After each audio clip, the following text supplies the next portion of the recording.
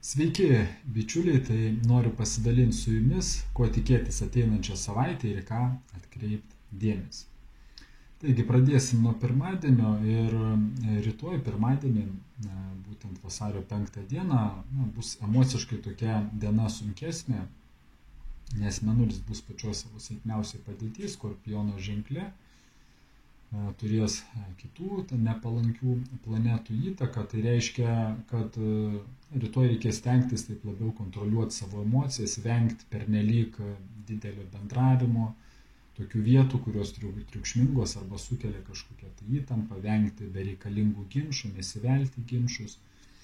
Ir ta diena jinai bus tinkama atlikti, skirti daugiau laiko, kiek įmanoma, praktikoms, tai meditacijoms, maldai, mantrų kartojimui, pasivaikščioti gamtoj kažkur tai daugiau, ir kažkokias tai praktikas atlikti, kurios suteiktų daugiau vidinės ramybės. Ir jeigu tą dieną mes taip skirsim daugiau tam laiko, tai padės mums irgi išvengti artėjančių irgi nepalankių planetų padėties įtakos, kuri bus, kaip sakiau, kad praeituose video, kad svarbu pabaigti kažkokius tai, pradėti kažkokius svarbesnius darbus iki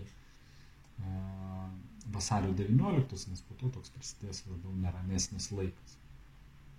Ir tą dieną irgi pereina Marso planetai stipriausia savo padėtį, Ožiaragio ženklą, todėl iš vienos pusės tai viduje irgi atsiras daugiau tokios drąsos, ryžto, iniciatyvos, noras galbūt netgi labiau rizikuoti, bet kai Marsas stiprus, irgi suaktyvėja ir pasaulyje visokie, tai ne visada reiškia pozityvūs veiksmai, susiję ten su kariniais, visokiais agresija ir panašiai. Tai va, toliau šeštadienis, atsiprašau, ne šeštadienis, o vasario 6 diena, antradienis, tai bus Ekadašis. Ekadašis tai 11 Mėnulio para. Reiškia, tokios būna 24 dienos per metus. Jos taip skiriamos tam, kad mes, taip galima sakyti, sudegintumėm savo negatyvę karmą. Tai vėlgi pagal galimybės, kiek įmanoma, tą dieną mes turėtumėm skirti irgi daugiau laiko dvasiniai praktikai ir laikytis pasninko. Ten mano puslapį galite paskaityti, kokie produktai pasninko nenutraukia, aš labai nenoriu per video plėstis. Ten tiesiog Ekadašis Gubinas, jeigu įsivesite ir Google'as jums išves ten su visais produktais.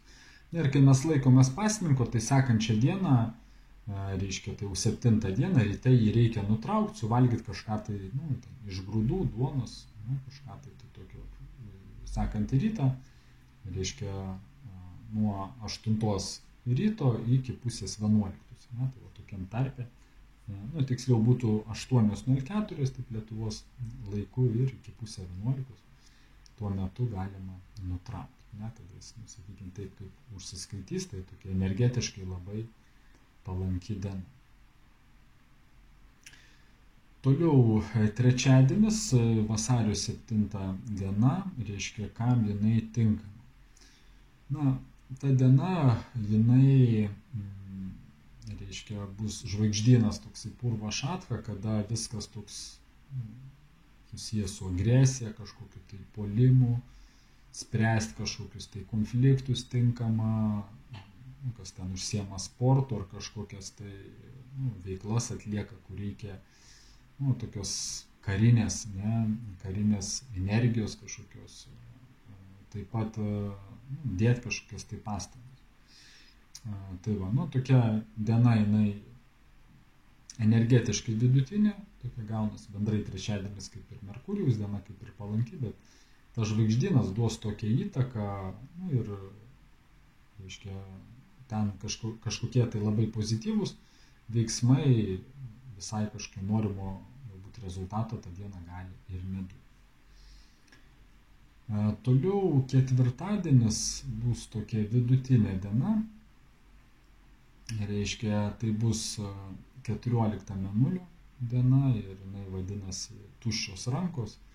Rikta Titchi sanskrito kalboje, tiesiog man asmeniškai ta diena, tai visada, jeigu aš ką nors tenai pradedu, darau, niekas nesigauna. Dėl to jinai vadinasi tuščios rankos. Na, aišku, tai nebus, kad kiekvienam iš jūsų jūs praktiškai galite atkreipti dėmesį, bent aš tai visada kažkaip atrodo, bandysiu kažką daryti ir žiūri praktiškai, niekas neišėjo, ką aš buvau suplanavęs. Ne? Tai reiškia, yra individualu, aišku, ten dar priklauso nuo mėnulio, padėties horoskopė ir panašiai, bet tiesiog ta diena irgi emociškai visada būna labiau tokia įtempta, toks daugiau būdingos nuotaikų kaitos, emocinis toks nestabilumas, ypatingai ten moteris, vaikai gali labiau jausti. Ir žvaigždynas bus toks utarašatka, ten kažką tai, sakykime, tą dieną, kažką tai tokio galima planuoti, kažkokius tai, nežinau, susidaryti kažkokius tai planus, kažkokius tai grafikus, kažką tai va tokiu, sakykime, bet labai kažkiek tai ypatingai ten rimtai veiklai irgi gaunasi ne visai tokia palanki. Toliau penktadienis, Veneros diena visada, Venera duoda, šiek tiek norą tokio atsipalaiduoti, visi mes laukiam penktadienį, tai savaitgalis, ten pailsėti. Ir šį penktadienį, vasario 9 dieną, bus jaunatis. Sanskrito kalboje vadinasi Amavasija. Ir tą dieną, šiaip palanku tą dieną iš esmės atminti savo artimuosius, kurie, sakykime, išėjo, už juos pasimelsti, kažką tai tokio padaryti.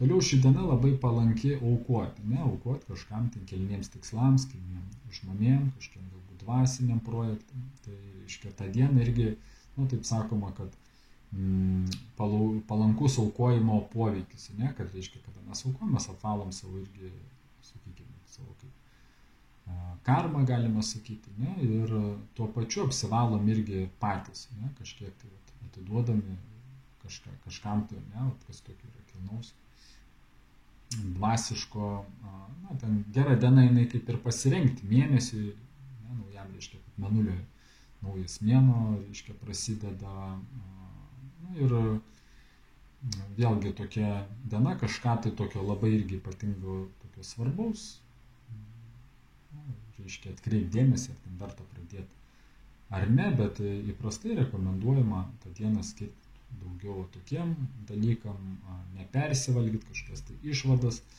pasidaryti, pabaigti anksčiau pradėtus darbus galima. Reiškia, tai tokia diena. Ir dvi likusios dienos, tai būtent šeštadienis. Šeštadienis išeina, prasideda pirma mėnulio diena ir tai irgi toks, galima pradėti planuoti svarbius darbus. Ta diena, reiškia, bus tinkama irgi žvaigždynas, mėnulis bus Dvaništa žvaigždynė, tinkama tokiam šventėm, festivaliam, renginiams ar apsilankyti kažkokiuose renginiuose, kelionės, tokios kaip dvasinės kelionės. Rūbus ten irgi galima pirkti, kažkokius tai reikalus tvarkyti su finansais galima. Ir ta diena ne visai tokia palanki, užmėgs kažkokius tai naujus santykius, draugystę, reiškia partnerystę, tai tokia diena būtų ne visai tam palanki.